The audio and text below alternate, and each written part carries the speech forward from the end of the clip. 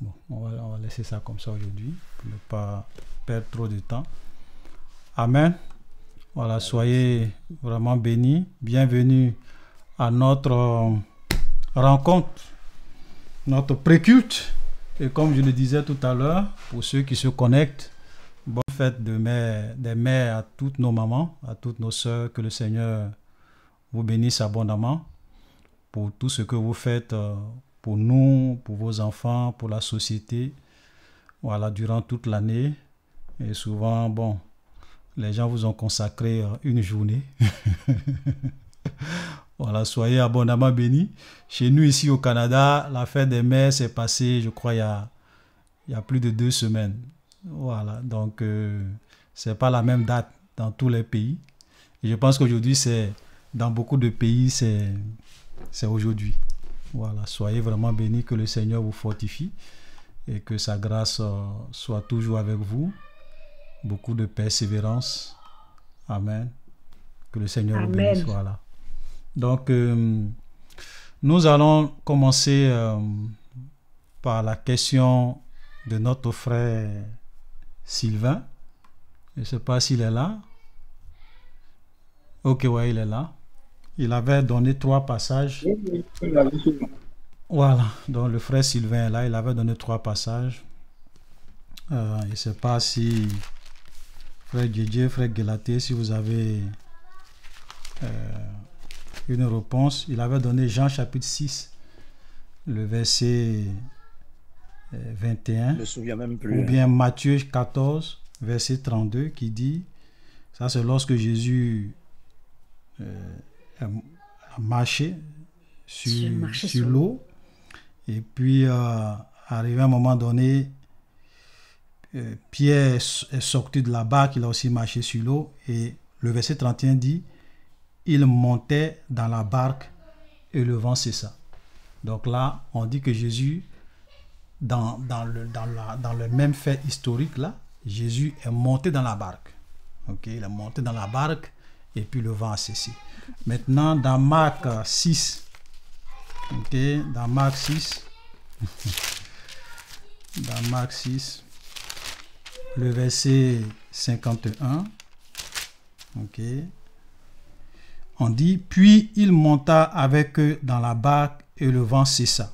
Donc c'est la même chose. Ici encore, Jésus est vraiment monté dans la barque et le vent a cessé. Maintenant, dans Jean 6, 21, Jean 6, 21, ok, on dit que il voulait le prendre dans la barque et aussitôt la barque aborda au lieu où ils étaient. Voilà, donc le frère demande, bon, ici, là, on dit, il voulait le prendre dans la barque et aussitôt la barque aborda au lieu où ils allaient. Donc, le frère demande, bon, est-ce que, comment on peut comprendre, comment on peut réconcilier ces 2 passages? Voilà. Ok. Voilà la question.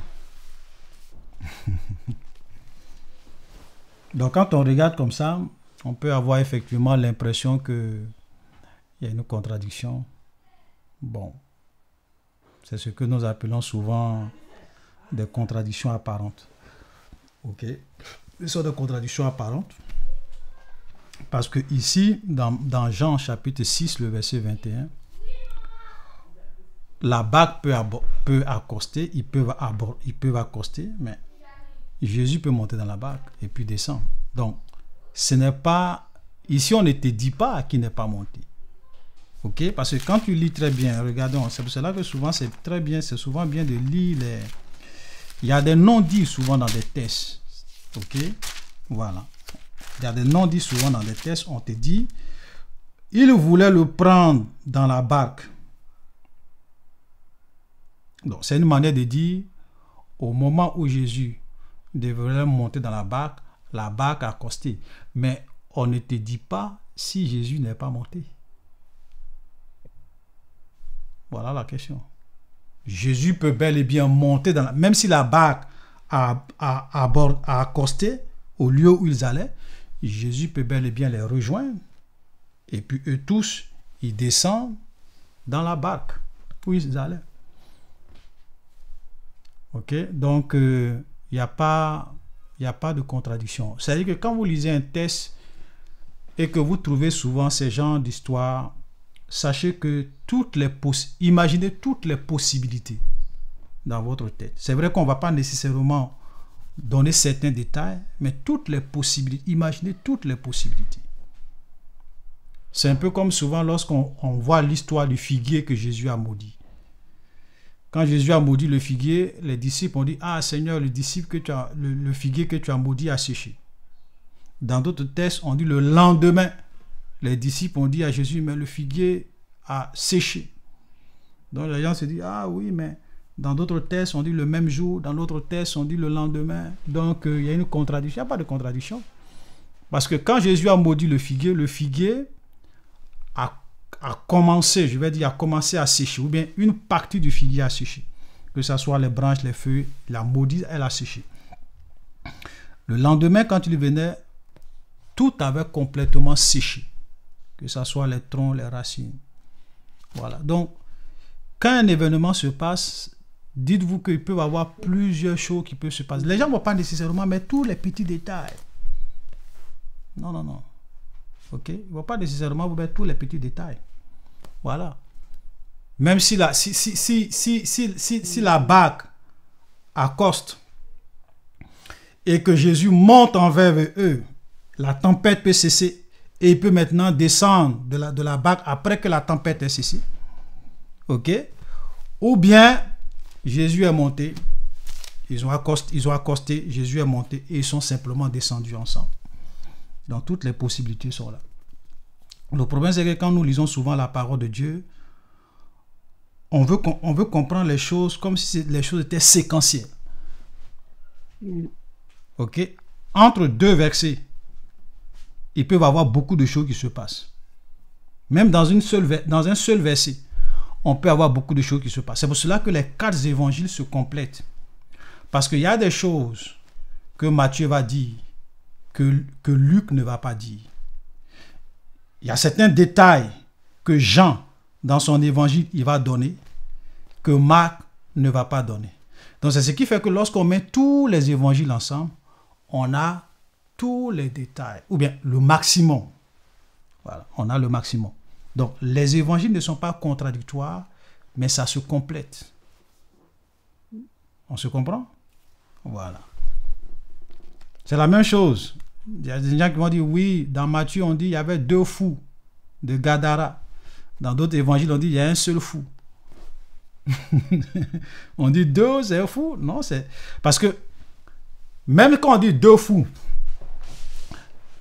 les 2 fous ne sont pas venus nécessairement à la même minute, à la même seconde.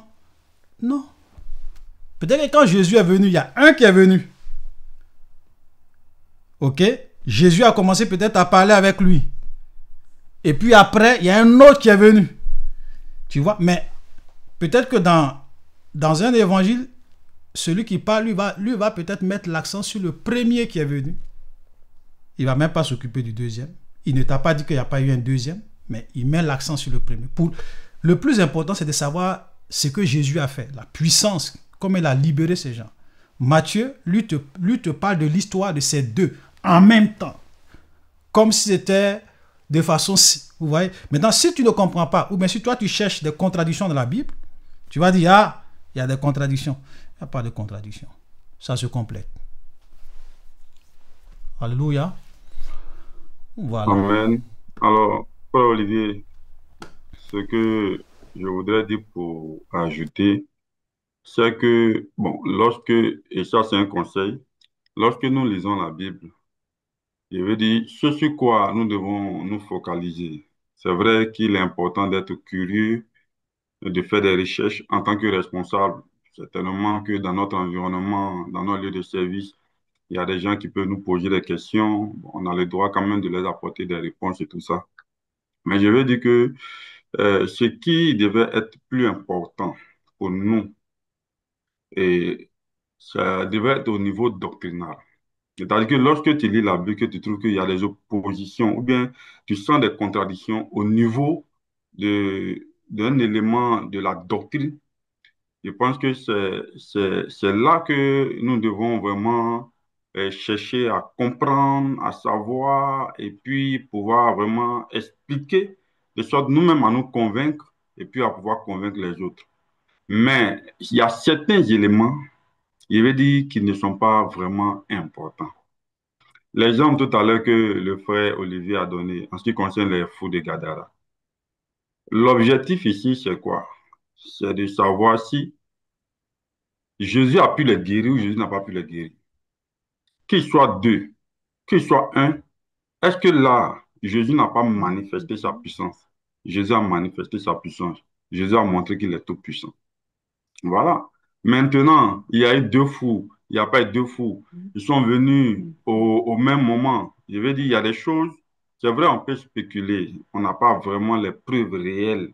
Voilà. On peut avoir, je veux dire, des appréhensions, imaginer, penser et trouver des réponses qu'on ne peut pas forcément démontrer dans la Bible.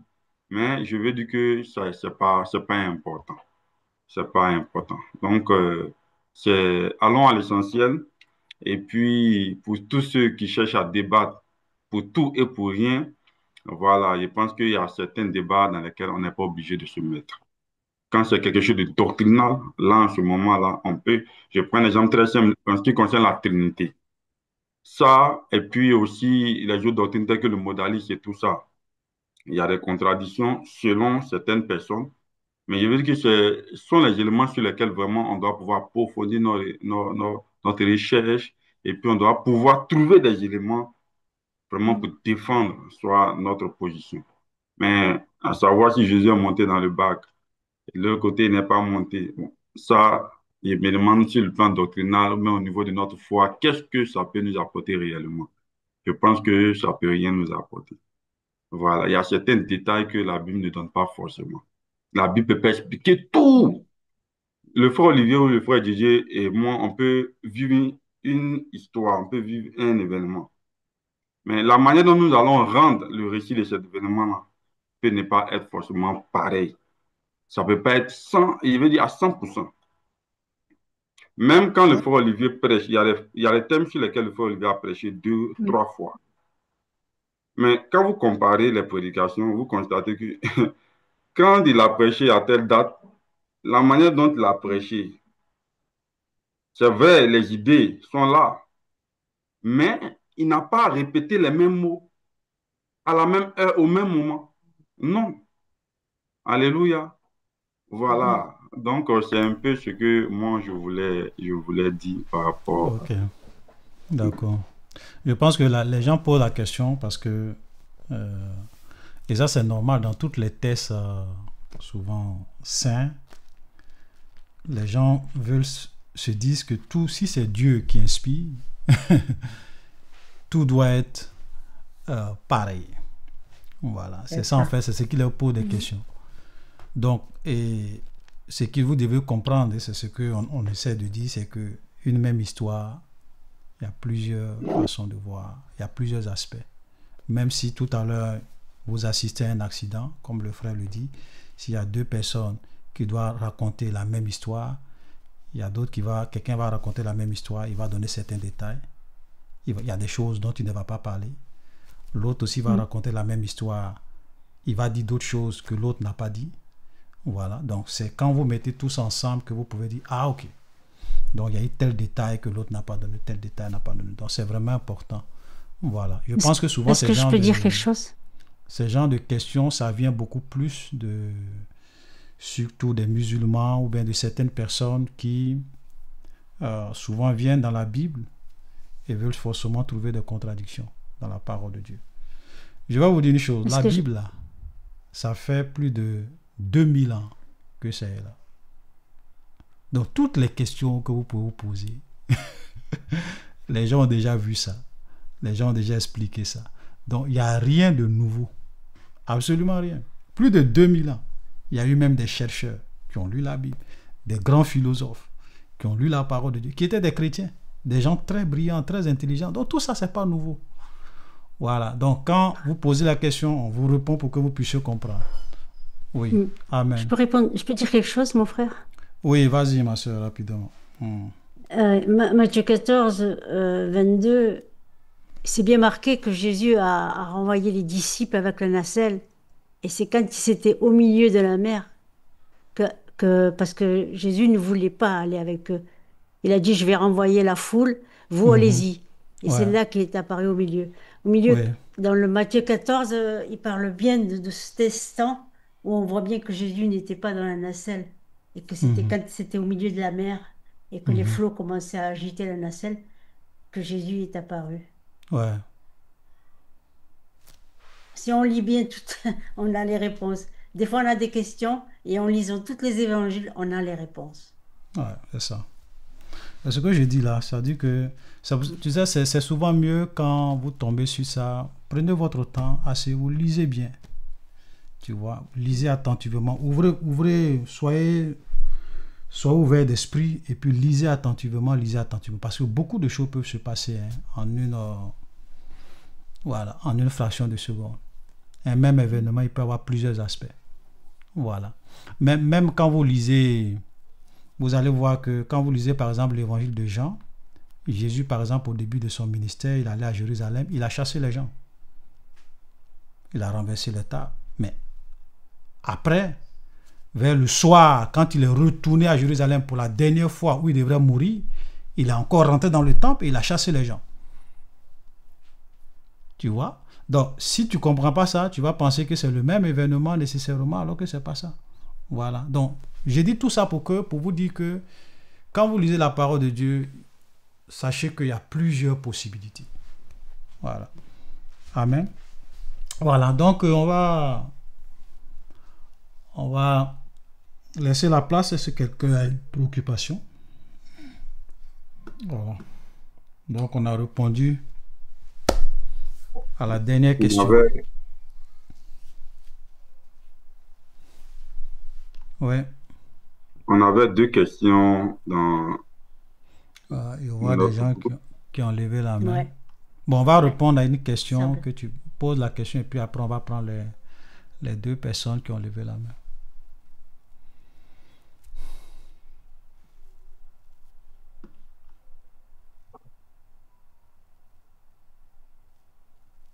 Vas-y, frère Gelati. C'est quoi Ah, la question? d'accord. Bon, la question que j'ai, l'une des questions que nous avons ici, le frère demande, Shalom, mes bien-aimés, je viens avec ma requête, aidez-moi à comprendre.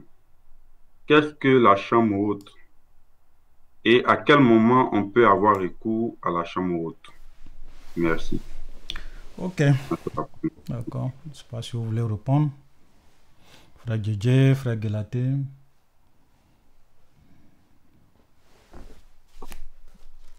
Ok.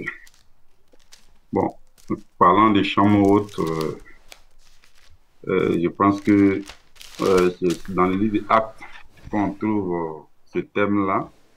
Voilà. Dans les Et évangiles aussi, les évangiles lors de la aussi, Pâque. même dans l'Ancien Testament, je crois bien aussi, la femme qui avait perdu son enfant, la veuve, Mhm. où il est allé guérir son enfant, là-bas aussi on parlait de la chambre haute. Bon, quand on essaie de lire la Bible, la chambre haute, c'est rien de, je veux dire, c'est pas quelque chose de tellement, euh, je dirais, extraordinaire. C'est juste un endroit que peut-être des gens réservent, voilà, pour, je veux dire, ça peut être une chambre spéciale, soit une chambre qui est là, peut-être on réserve pour des étrangers, pour quelqu'un, ou bien pour quelque chose de particulier. C'est pas une chambre que, je veux dire, on visite régulièrement. Voilà. Donc, quand nous lisons bien la Bible, nous voyons que c'est vrai que les apôtres attendaient, ils s'étaient réunis à la chambre haute pour prier, mais nous voyons aussi que lorsque Tabitha est décédée, c'est à la chambre haute qu'on l'a emmenée. Voilà. Et c'est là-bas qu'elle était. Et puis après, quand il y a eu le miracle de la résurrection, Il veut dire que la sœur a ressuscité. Donc, c'est un endroit, comme tout endroit, ça peut être une chambre particulière, un coin là où, bon, qui est réservé pour des choses, il veut dire, particulières. Maintenant, euh, quand est-ce qu'on a recours à la chambre haute? Vous savez, dans la vie chrétienne ou bien dans le jargon chrétien, il y a certains thèmes que on emploie pour exprimer quelque chose. Par exemple, quand dans le jargon chrétien, on parle de chambre haute, on parle de lieu de prière. Voilà, quand on parle de je vais à la chambre haute, ou bien on est en train de parler d'un lieu de prière. Et ce lieu de prière-là, ça peut être partout. Ça peut être ta chambre, ça peut être ton bureau, ça peut être un endroit que tu as dédié. Et lorsque tu as besoin de rentrer dans la présence du Seigneur, tu vas à cet endroit. C'est un endroit où tu te mets régulièrement pour chercher la face du Seigneur. Alors, si on se pose la question à savoir à quel moment on a recours à la chambre haute, moi je te dirais qu'on a toujours recours à la chambre haute. Parce qu'un chrétien doit toujours prier. Ouais. Voilà, donc ne voyez pas les thèmes comme quelque chose d'extraordinaire. C'est comme quand on dit je suis à la montagne. C'est pour dire que je suis en train de gêner. Voilà, donc c'est pas quelque chose, c'est vrai, c'est un thème qu'on emploie, oui, mais c'est pas quelque chose d'extraordinaire. Voilà. Donc, la chambre haute, c'est ton lieu de prière. C'est là où à chaque fois tu te mets et tu communiques avec ton Seigneur, tu partages ton intimité avec Dieu. Donc, la chambre haute, on a recours à la chambre haute tous les jours de nos vies. Si tous les jours on doit prier, tous les jours on a recours à la chambre haute. Voilà, maintenant, il peut arriver peut-être que nous ayons un programme de prière, peut-être je prie 2 fois par jour, 3 fois par jour, mais peut-être par rapport à un sujet particulier, je décide de choisir une heure, un moment de jeûne, un temps particulier qui n'a rien à voir avec mes moments de prière habituels et je prie. Peut-être c'est ce que d'autres appellent chambre haute, mais nous, ou bien moi particulièrement, ce que j'appelle chambre haute, c'est là où je me tiens et que j'invoque mon Seigneur tous les jours. J'ai recours à la chambre haute tous les jours de ma vie. Donc, c'est ce que je peux dire. Ok, d'accord. C'est bon, frère DJ? Oui, je suis d'accord avec le frère Guelaté. C'est comme il a dit là, pour résumer, ne pas être trop long, ce sont des termes qu'on emploie juste. C'est un terme qu'on emploie juste pour dire que, bon, je me retire, par exemple, pour prier. Voilà, voilà, c'est un endroit où on se retire tranquillement pour prier. C'est pas quelque chose d'extraordinaire. Voilà, pas quelque chose d'extraordinaire, c'est pour prier. Donc, on a recours à la chambre haute à tout moment. Voilà. Ok. Ta chambre haute, ça peut être même dans tes toilettes où tu es tranquille. Voilà, où tu te sens à l'aise pour prier, où on ne peut pas te Te déranger. déranger. Voilà. Donc, ça peut être dans ton bureau, tranquillement, et puis bon, voilà. C'est un lieu de retraite pour prier, tout simplement. Voilà. Donc, la chambre haute, on a recours à la chambre haute à tout moment. Même, je peux dire, même 24 heures sur 24, si tu peux prier 24 heures sur 24, il n'y a pas de souci. Amen. Voilà. Je me l'ai dit, voilà. Alléluia. Voilà. Donc, je pense que tout a été dit. Hein. C'est ça. Y a pas... en fait, la difficulté, c'est que souvent, dans le milieu chrétien, on aime souvent trop mystifier certains termes. Et c'est ça qui Voilà, c'est ça, embrouille c'est surtout ça. souvent les C'est gens. ça. On mystifie, Ouais. la chambre haute, on va monter à la chambre haute. Donc souvent les gens se posent, mais la chambre haute même c'est quoi? Quand est-ce qu'il faut faire recours à la chambre haute? C'est que, voilà. Ok, donc c'est simplement une chambre. Si tu as une chambre chez toi à la maison, tu peux dire, bon, moi ici, ça c'est ma chambre haute. À chaque fois que je me réveille la nuit, je viens prier ici, je viens prier, voilà. Donc, c'est simplement une chambre.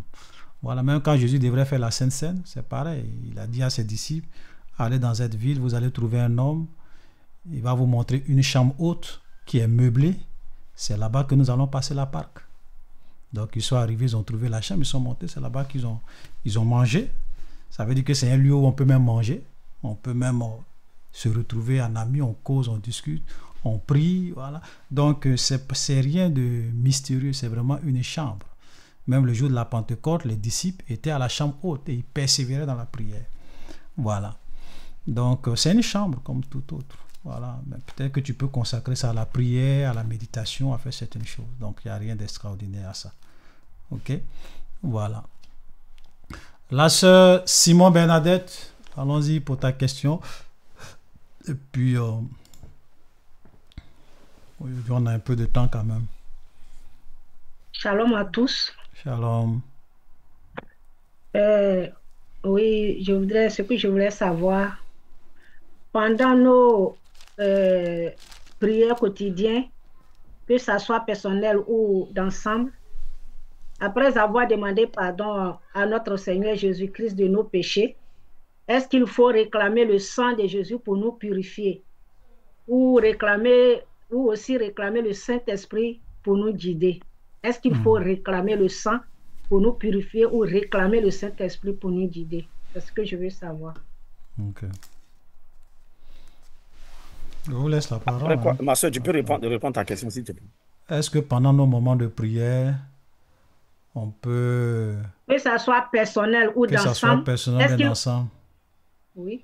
Est-ce qu'il faut réclamer, après avoir demandé pardon de nos péchés à notre Seigneur Jésus, est-ce qu'il faut réclamer son sang pour nous purifier? Ou réclamer aussi le Saint-Esprit pour nous guider? Voilà. Il y a des gens qui vont même vous dire que vous n'avez même pas besoin d'invoquer le Saint-Esprit. Le Saint-Esprit est partout. Donc pourquoi vous priez pour que le...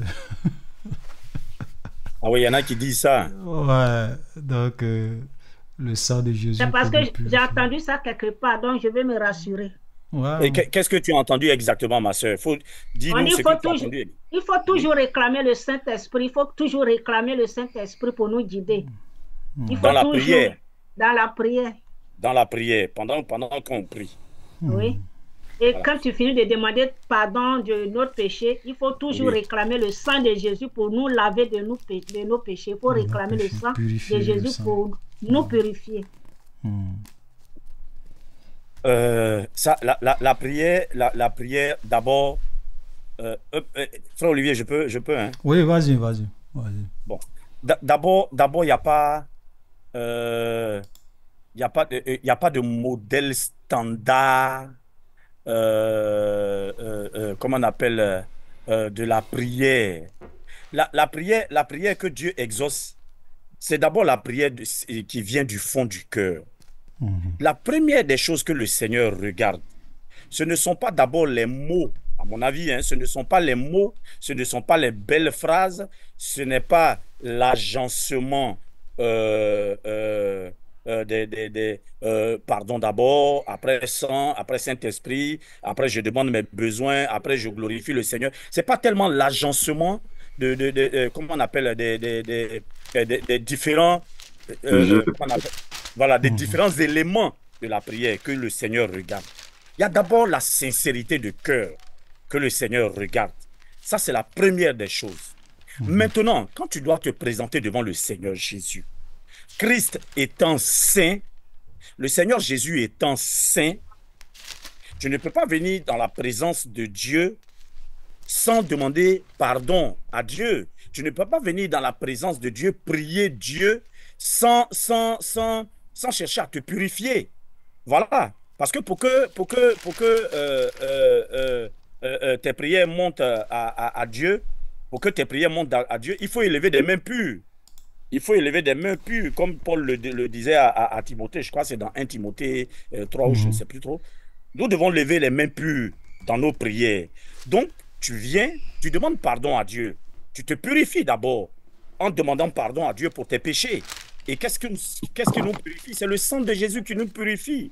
C'est le sang de Jésus qui nous purifie. Donc, quand tu finis de demander pardon à Dieu, réclame le sang de Jésus-Christ de Nazareth. C'est le sang de Christ qui nous lave de tout péché. Le sang de Christ a coulé à la croix pour nous laver de tout péché. Donc, quand tu finis de demander pardon à Dieu, bon, c'est tout à fait normal que tu demandes le sang de Jésus pour te purifier, pour te sanctifier. Maintenant, le Saint-Esprit, c'est le Saint-Esprit qui nous conduit. C'est le Saint-Esprit qui nous guide dans la prière. Tu ne peux pas prier si tu n'es pas conduit par le Saint-Esprit. Si tu n'es pas conduit par le Saint-Esprit, excuse-moi, mais ce n'est pas Dieu que tu es en train de prier. Si ta prière n'est pas conduite par le Saint-Esprit, ce n'est pas Dieu que tu es en train de prier. Donc, il faut nécessairement demander l'assistance, nécessairement et je dirais même obligatoirement demander l'assistance du Saint-Esprit pendant ta prière. Parce que souvent, comme la parole de Dieu le dit, nous ne savons pas quoi nous demander. Souvent, il y a des choses que tu n'arrives pas à demander. Et quand tu finis de prier pour un sujet, si tu es vraiment inspiré par le Saint-Esprit, quand tu finis de prier pour un sujet, l'Esprit de Dieu te met les sujets dans ton cœur.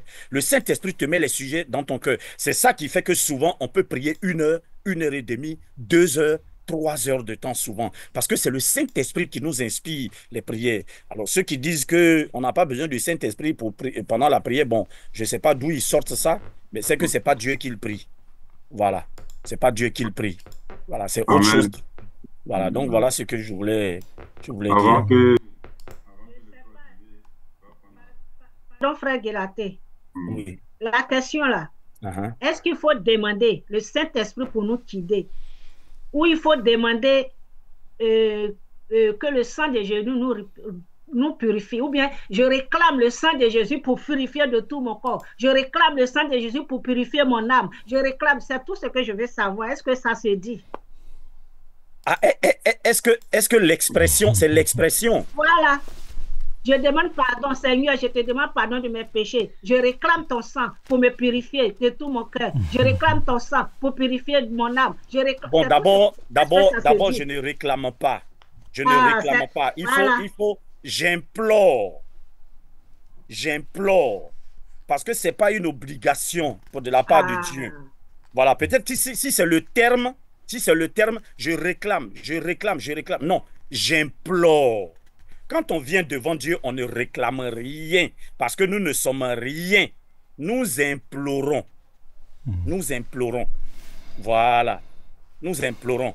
Maintenant, quand on est en train de faire des prières de combat, on peut imposer, on peut ordonner aux démons, tout et tout. Mais devant Dieu, tu ne réclames rien. Réclamer, ça a un peu un sens d'exiger quelque chose de la part de Dieu. Donc, si c'est le terme dont tu parles, quand je finis de demander pardon à Dieu, j'implore le sang de Jésus et j'implore l'assistance du Saint-Esprit. Mais sinon, réclamer, ça a peut-être une connotation d'exigence de la part de Dieu. Donc, voilà ce que moi je voulais dire, si ça répond à ta question. Ce que moi je voulais dire d'abord, pour ajouter, c'est que déjà quand nous prions, les thèmes, les expressions, c'est pas déjà ça que le Seigneur regarde. Vous voyez, parce que nous sommes là, hein, mais d'autres ont un niveau intellectuel élevé, d'autres ne l'ont pas, d'autres vraiment ne comprennent pas certaines langues. Bon, il y a tellement de choses. Je veux dire que Dieu, lui, c'est pas les expressions, c'est pas les thèmes, c'est pas les trucs. Déjà, ça, c'est la première des choses, la première remarque que je voudrais faire. La deuxième des choses, c'est que, comme le frère Didier a dit, quand nous prions, c'est vrai, Jésus nous a donné un modèle de prière, mais il veut dire que les choses, comme il a dit, ne sont pas forcément séquencées. Il n'y a pas à faire des...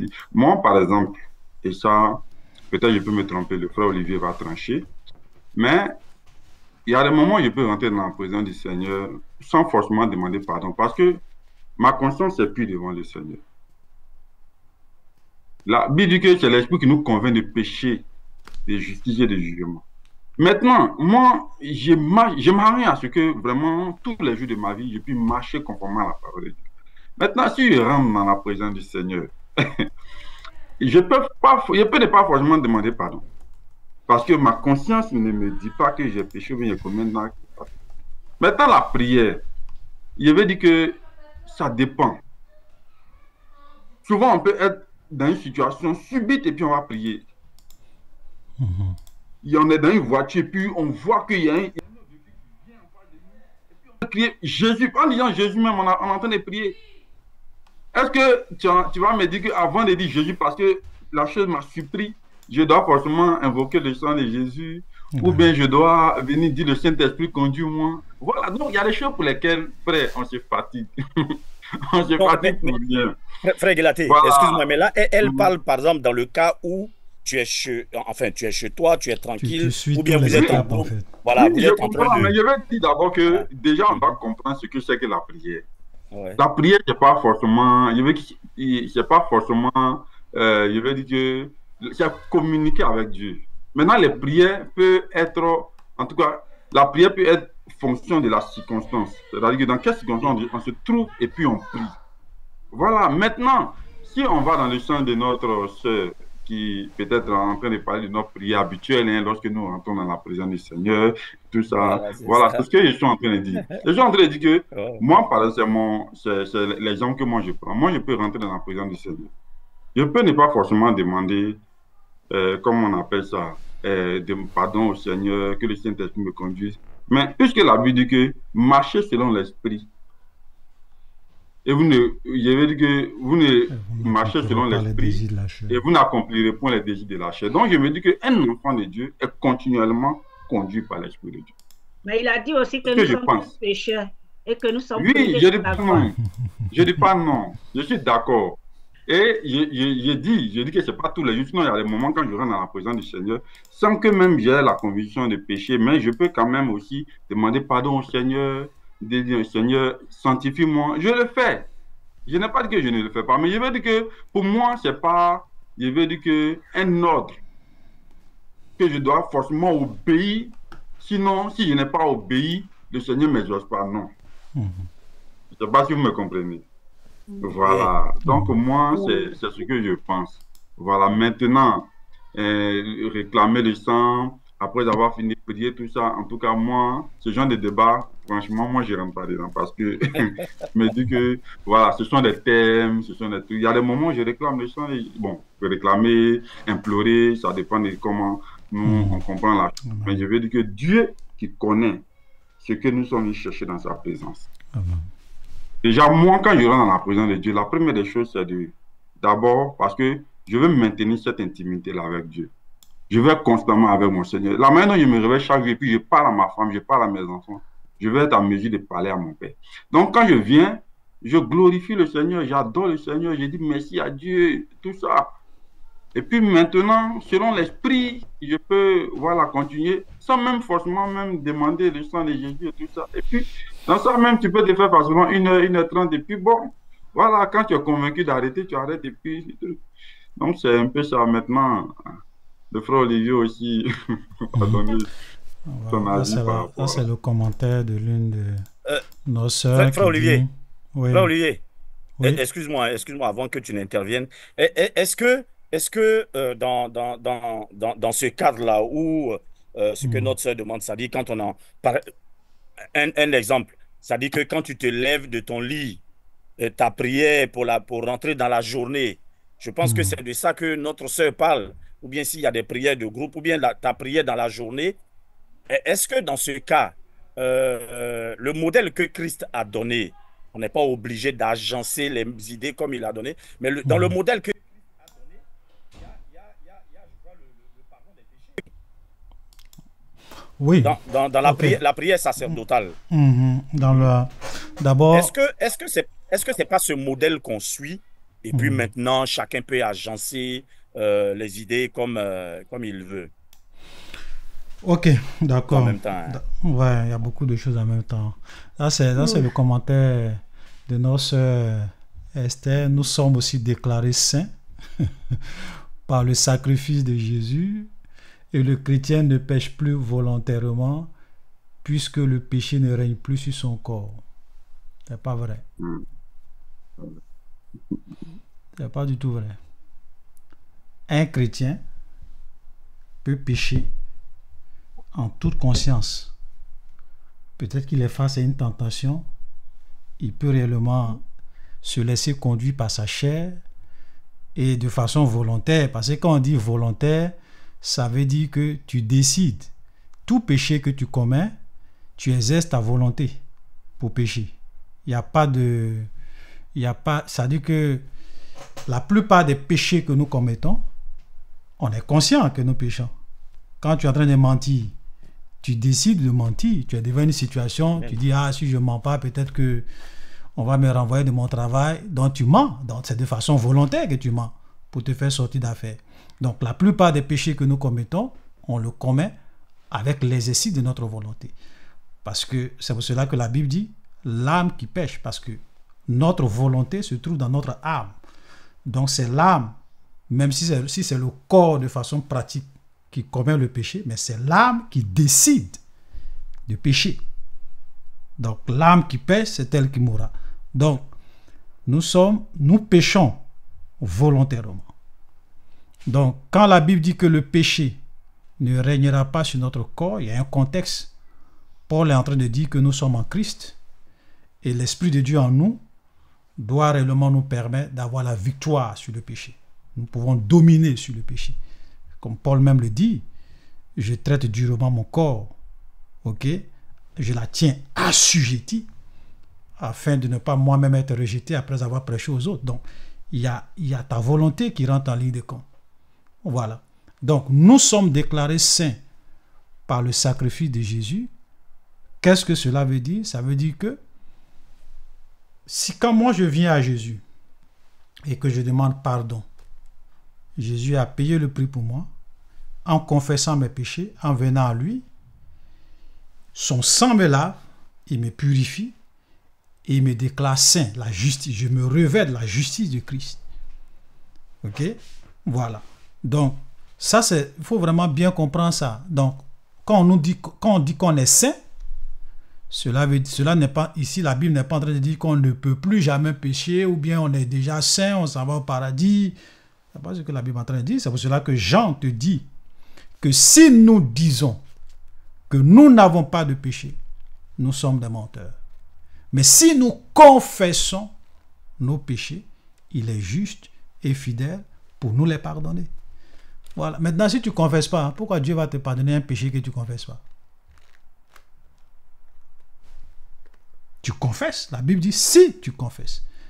Et comment je confesse? C'est ce que le frère disait, c'est que l'Esprit de Dieu en nous convainc de péché, de justice et de jugement. Moi, il m'arrive souvent, quand je rentre dans la présence de Dieu, avant même que je commence à dire Seigneur, le Saint-Esprit me dit ça, je n'étais pas d'accord, tu as parlé comme ça, tu as fait ça, tu as fait ça, tu as fait ça, tu as fait ça. Et je commence à me demander pardon, Seigneur, pardonne-moi, parce que j'ai fait ça, j'ai dit ça, je n'ai pas été obéissant. Nous avons la conviction. Voilà, ok? Donc, tu peux rentrer dans la présence de Dieu, effectivement. Tu as une conscience pure, tu regardes dans ta vie, tu t'examines, tu ne vois pas ce que tu as fait de mal.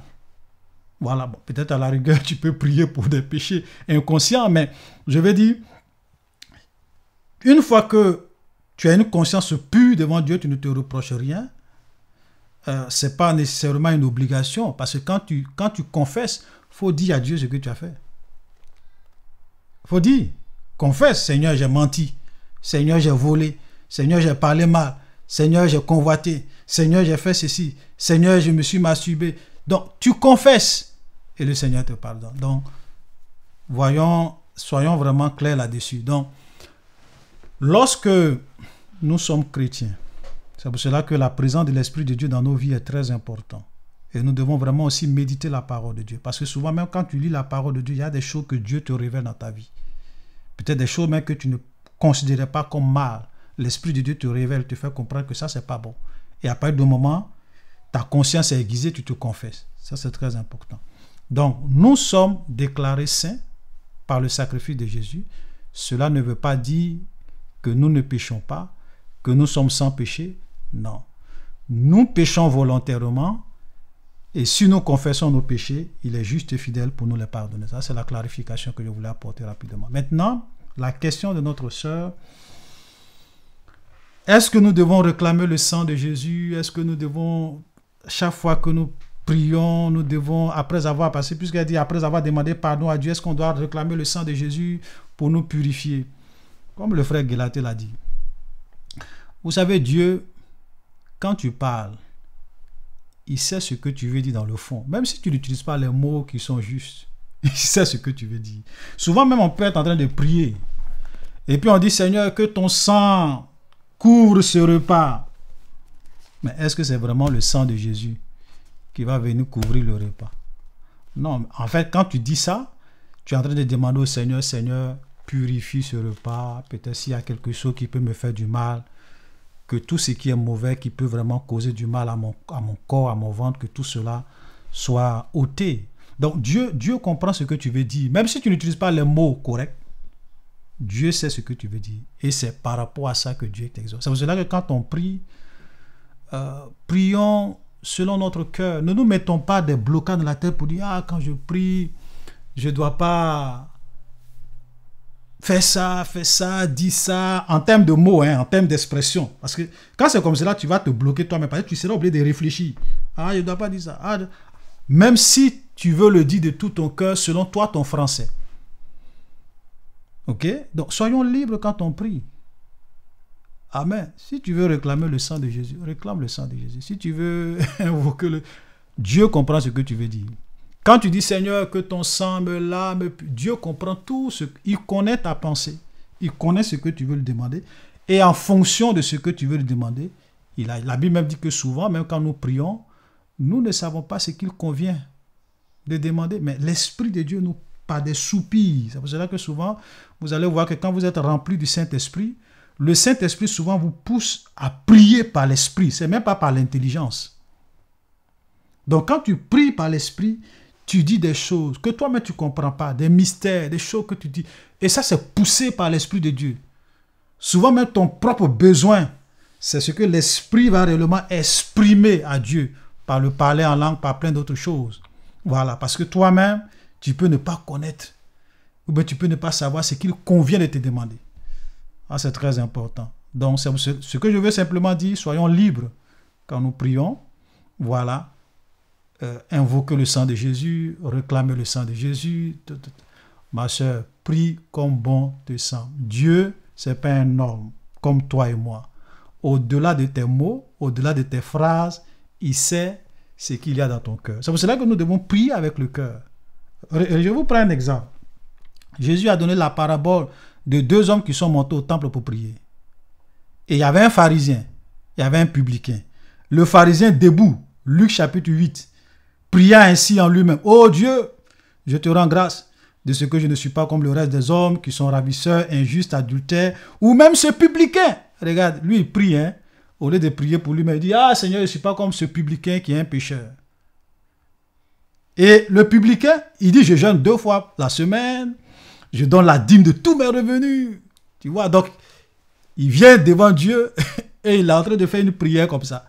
Mais regardez le publicain. Le publicain, se tenant à distance, n'osa même pas lever les yeux au ciel. Mais il se frappa la poitrine en disant, « Oh Dieu, sois apaisé envers moi qui suis un pécheur. » Voilà la prière qu'il avait. Et Jésus dit, je vous le dis, celui-ci descendit dans sa maison justifié plus que l'autre. Parce qu'il est venu devant Dieu, il n'a pas cherché à se justifier. Il est venu exprimer ce qu'il avait sur le cœur. Seigneur, parce que les publicains, c'était des collecteurs d'impôts, donc des grands escrocs.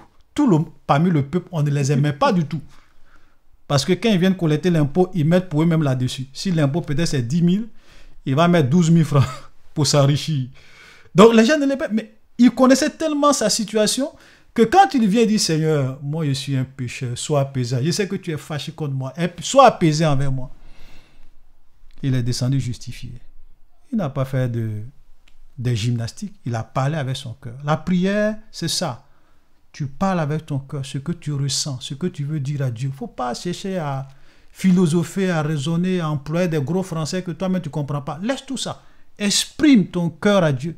C'est ce que le Seigneur attend de toi. Alléluia. Très important. Amen. Donc, voilà ce que je dirais. Maintenant, pour le Saint-Esprit, est-ce qu'on doit réclamer? C'est ce que je dis. Prie selon que tu te sens à l'aise. Parce que même quand nous prions et que nous invoquons le Saint-Esprit, qu'est-ce que nous sommes en train de dire en réalité? Nous sommes simplement en train de demander au Seigneur de nous conduire, de nous aider. Parce que par moment, quand on prie, on ne sait pas ce qu'il convient de demander. Seigneur, viens par ton esprit, par ta présence, nous inspirer, nous aider à prier. Voilà ce qu'on demande. Il y a des gens qui disent, ah, tu n'as pas besoin d'invoquer le Saint-Esprit. Mais si j'invoque le Saint-Esprit, là, ça fait quoi? Ça fait quoi? Même si le Saint-Esprit est partout. C'est un peu comme quelqu'un qui peut dire, mais pourquoi tu pries? Dieu, lui, sait toutes choses, non? La Bible dit, avant même que tu ouvres ta bouche pour demander quelque chose à Dieu, il sait ce que tu vas demander. Mais pourquoi tu pries Dieu alors? Parce que nous sommes des hommes. On a besoin de répandre notre cœur devant Dieu. Si je me sens poussé à invoquer l'Esprit de Dieu, je dis, Seigneur, je veux que ta présence inonde ce lieu. Viens prendre le contrôle de ce moment de prière. Aide-moi à prier. Aide-moi à chercher ta face. Visite-moi. Mets les paroles, mets les mots qu'il faut dans ma bouche. C'est une très bonne prière. Il n'y a rien de mauvais ou de mal en cela. Parce que nous voulons dépendre de Dieu dans tout ce que nous faisons. Alléluia. Donc que ça soit le sang, que ça soit l'invocation, que ça soit... Prie comme tu te sens poussé à le faire. Mets-toi à l'aise. Même souvent, même là, on est là, on prie, on demande même des choses incroyables à Dieu. Mais la Bible est claire. Dieu, tu peux lui demander 10 choses. C'est ce qui est bon et qui rentre dans sa volonté qu'il va te donner. Alléluia. Quand on était vraiment ignorant. Oh Seigneur, que les sorciers de mon village meurent, qu'ils meurent, tue-les. Est-ce que Dieu t'exauce? Il écoute, hein? Tu es son enfant. Parce qu'il y a des gens qui font cette prière-là par ignorance. Dieu écoute leurs prières. Mais est-ce que Dieu tue les sorciers de tous les sorciers de leur famille? Ce n'est pas toutes les prières que Dieu exauce. Donc, quand tu pries, sens-toi à l'aise. Ok? Voilà. Maintenant, quand on t'explique certaines choses, quand tu as la connaissance, voilà, il y a des prières qu'il faut éviter. Seigneur, il faut tuer mon patron au travail, il faut tuer mon oncle qui est sorcier. Dieu n'exauce pas ce genre de prières. Donc, pour dire que nous devons prier, mais même lorsque nous demandons des choses à Dieu, ce n'est pas tout que Dieu exauce. Dernier point, concernant la question de notre frère Djedje sur le modèle de prière que Jésus a donné. Les disciples sont venus voir Jésus. Il dit, Seigneur, apprends-nous à prier. Jésus a dit, lorsque vous priez, dites, notre Père qui es aux cieux, que ton règne vienne, que ta volonté soit faite sur la terre, pardonne-nous nos offenses comme nous pardonnons à ceux qui nous ont, etc., etc. C'est un modèle. Et c'est normal que Jésus leur dise. Jésus n'est pas en train de dire que c'est comme cela que nous devons tous les jours prier. C'est un peu comme l'exemple souvent que je prends simplement pour qu'on puisse comprendre pourquoi Jésus a dit ça. C'est un peu comme ton enfant de peut-être 2 ans, 3 ans, 5 ans, 6 ans qui vient te voir, qui dit, maman, apprends-moi à prier. Lui, c'est un enfant, il n'a jamais prié, il ne sait pas comment prier. Donc, tu peux lui dire, quand tu pries, dis, Seigneur Jésus, pardonne-moi, viens dans mon cœur, comme une récitation. Ok? Bon, l'enfant, il récite, puisque c'est ce que papa, maman lui a dit. Donc, il est en train d'apprendre à prier. Mais quand il sera quelqu'un de mature, il ne va plus faire de récitation. Il va maintenant prier avec son cœur. Les disciples étaient en train d'être formés, ils étaient en train d'apprendre. Donc Jésus leur donne un modèle de prière. Mais quand les pierres deviennent des chrétiens matures, remplis du Saint-Esprit, même quand vous lisez la prière de Pierre dans le livre des Actes des Apôtres, il n'a jamais dit « Notre Père qui es aux cieux, que ton règne vienne, que ton nom soit sanctifié, pardonne. » Jamais. Parce que il est mature. Il est grand, il n'est plus un enfant dans la foi, il est majeur. Donc il peut prier par l'Esprit, poussé par le Seigneur. Il ne fait plus de récitation. Peut-être qu'il était avec Jésus, qu'ils étaient avec Jésus, c'était récitation qu'il faisait. Notre Père qui es aux cieux, notre Père qui es aux cieux. Il dit, Seigneur, c'est toi qui nous as dit qu'on doit prier comme ça. Hein? Notre Père. Mais quand ils ont reçu l'Esprit de Dieu, ils sont devenus des chrétiens matures, ils prient par l'Esprit. Alléluia. Et dans le modèle que Jésus donne, c'est très intéressant parce que quand tu analyses, tu vois que quand tu pries, tu ne commences pas par toi, notre Père. Donc, dans la prière, quand il faut d'abord exprimer Mets Dieu devant, pas toi. Il y a des gens, quand ils rentrent dans la prière, moi, ma famille, ma famille, ma famille, mes affaires, tout est centré sur eux. Déconnecte-toi de toi. Lève les yeux. Notre Père qui es aux cieux, que ton règne vienne. Glorifie Dieu, remercie Dieu, psalmodie Dieu, élève-le, adore-le, magnifie-le. Oublie un peu tes problèmes. Amen. Parce que tout ne se résume pas à toi. Quand tu cherches Dieu, quand tu implores Dieu, le Seigneur agit. Alléluia. Même il y a des gens, la Bible parle de Pierre qui était en prison avec l'autre là. Ils étaient en prison, ils ont simplement commencé à louer Dieu. Les fondements de la prison se sont ébranlés. Les chaînes sont tombées. Ils n'ont même pas dit, ah Seigneur, oh je suis en prison, je souffre. Il dit, gloire, bon, j'ai dit ça comme ça, hein. Gloire à Dieu, sois béni Seigneur, que ton nom soit glorifié. Qui est comme toi? Qui est semblable à toi? Dieu les a exaucés. Est-ce qu'ils ont demandé à Dieu de venir les libérer? Non. Ils ont simplement loué Dieu. Et Dieu est venu répondre à leurs besoins. Donc la prière, c'est ça. Souvent, il faut s'oublier. Il faut commencer par le Seigneur, lui rendre des actions de grâce, le glorifier, le magnifier, l'adorer. Ensuite, quand tu as des besoins, tu l'exprimes parce qu'il a dit, donne-nous aussi notre pain quotidien. Ça veut dire que dans la prière, on peut exprimer nos besoins. Voilà, Seigneur, voici mon problème, voici ma situation, Et Dieu, maintenant, t'exauce parce que tu lui exprimes tes besoins. Si tu as des tentations, des épreuves, tu les soumets devant Dieu. Délivre-nous de la tentation. Seigneur, vraiment, je traverse telle situation qui est difficile pour moi. Aide-moi, secoue-moi, donne-moi la victoire, etc., etc.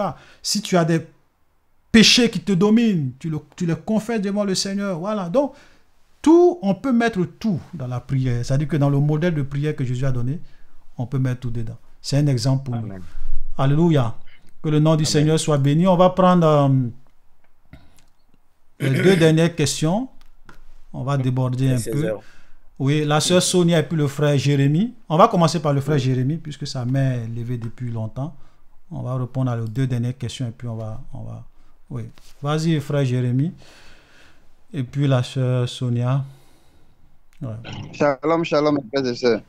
Shalom, mon frère. Oui, shalom. Shalom à toi, frère. Okay. J'ai une question concernant lorsque on était au village, c'est-à-dire lorsque nous étions des païens, on adorait des statues, des fétiches, quoi. Et on avait fait des vœux aussi. Que si nous ont donné quelque chose, ou bien si nous ont béni de notre travail, ou bien de notre... je sais pas, si nous ont béni, on va les donner des trucs bizarres là. Et si on n'avait pas, avant de devenir chrétien, est-ce en étant chrétien, est-ce qu'on peut aller faire donner leur vœu qu'on avait fait? Okay. Sinon, il y a des pasteurs qui disaient que si tu ne peux pas leur donner ce que tu avais dit, tu peux, ou bien les fétiches peuvent te tuer. Est-ce que c'est normal? C'est ma question. Ok. Donc la question du frère, avant tu ne connaissais pas Dieu, tu étais dans la tradition, tu étais dans l'idolâtrie, tu as fait des promesses aux divinités païennes pour leur dire si tu me bénis et que j'ai eu du travail et ceci, je vais te donner ça. Et puis tu as eu peut-être le travail plus tard, tu es devenu chrétien. Est-ce qu'il faut aller honorer ces engagements à l'égard de ces idoles, de ces fausses divinités? Voici la question. Donc la sœur Sonia, ta question, on va répondre aux 2 en même temps.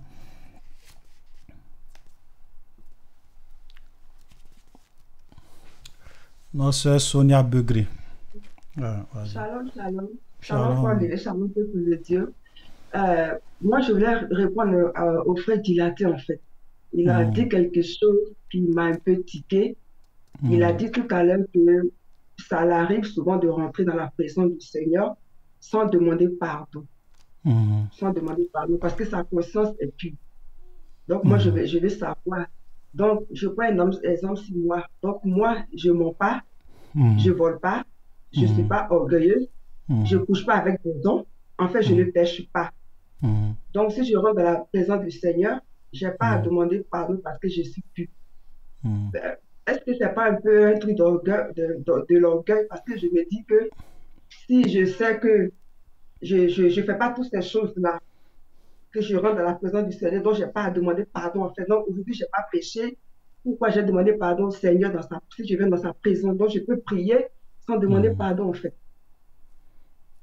Donc, ok, d'accord. Pour moi, d'accord. c'est un peu de l'orgueil, en fait. En fait, c'est moi, parce que moi, je me dis que nous avons Tous, péché. on est Même tous des si pécheurs. on est plus, même si on est plus, même si ta conscience te dit que tu es plus, que tu n'as pas péché en cette journée, que tu n'as rien fait, au moins, pour moi, on est quand même sale. Il y a quelque chose. Donc, On n'est pas propre. On n'est pas propre. Donc, je ne peux pas venir dans la présence du Seigneur sans quand même.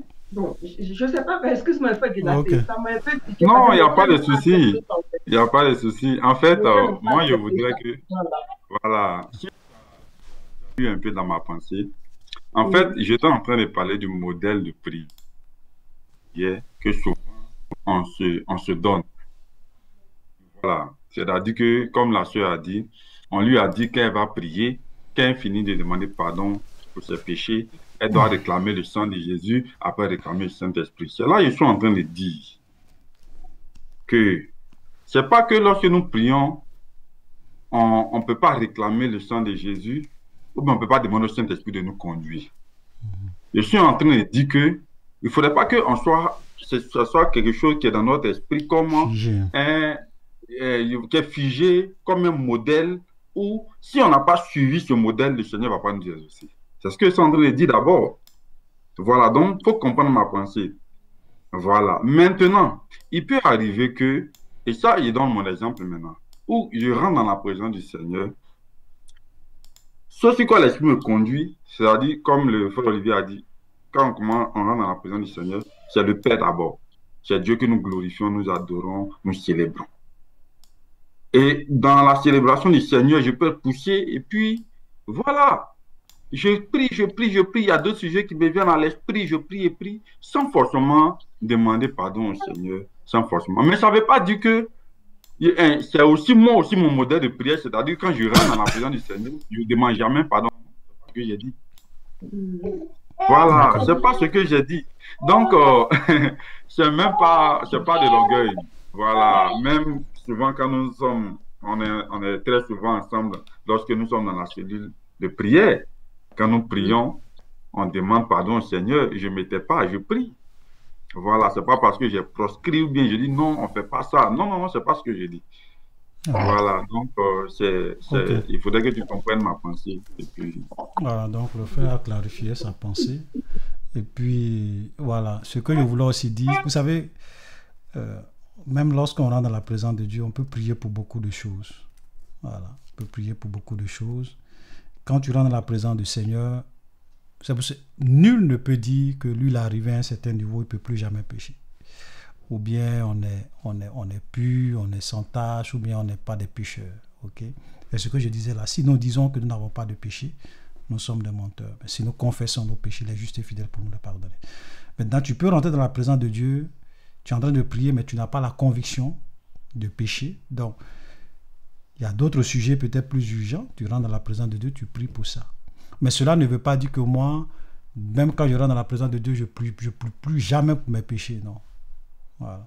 Puisque la Bible même dit que notre justice est comme un vêtement sale devant le Seigneur. Voilà. Ça veut dire par rapport à la sainteté de Dieu, nous sommes tous des pécheurs en fait.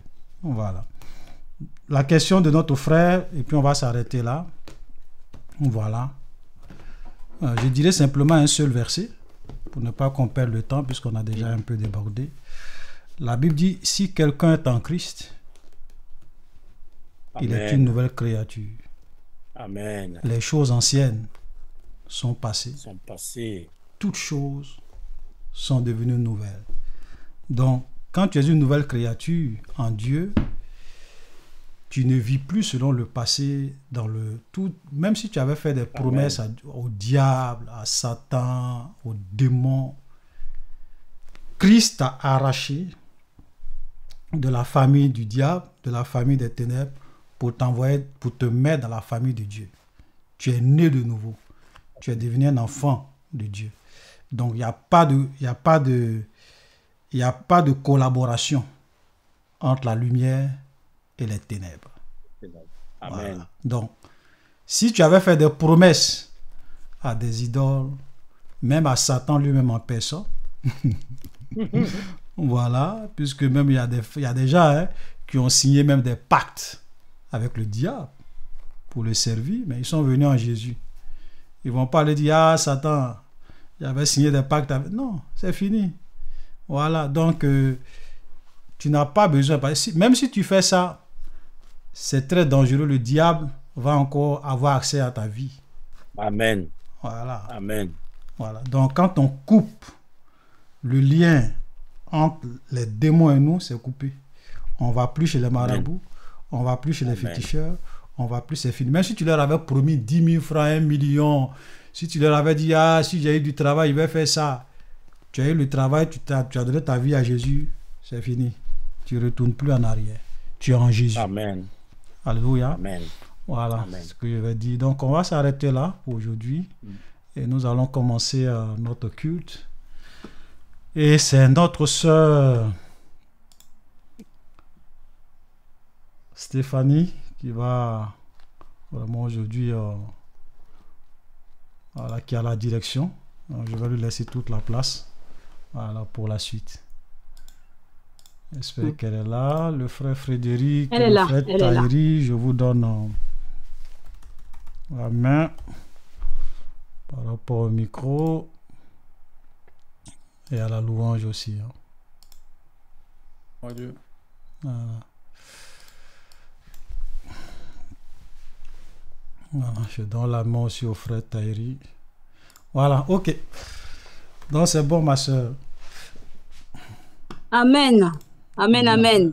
Amen. Que le Seigneur nous bénisse. On a été bénis vraiment par ce pré-culte-là. Amen. La mère d'une multitude.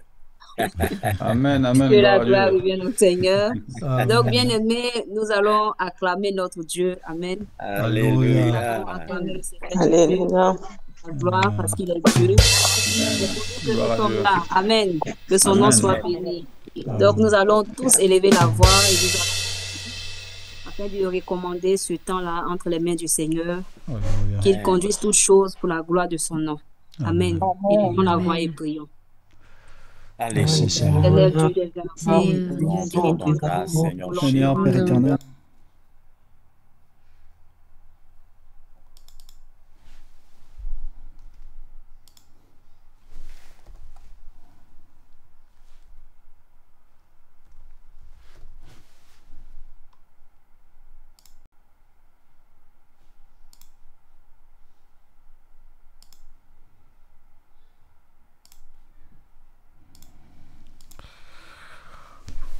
Alléluia. Merci, Seigneur.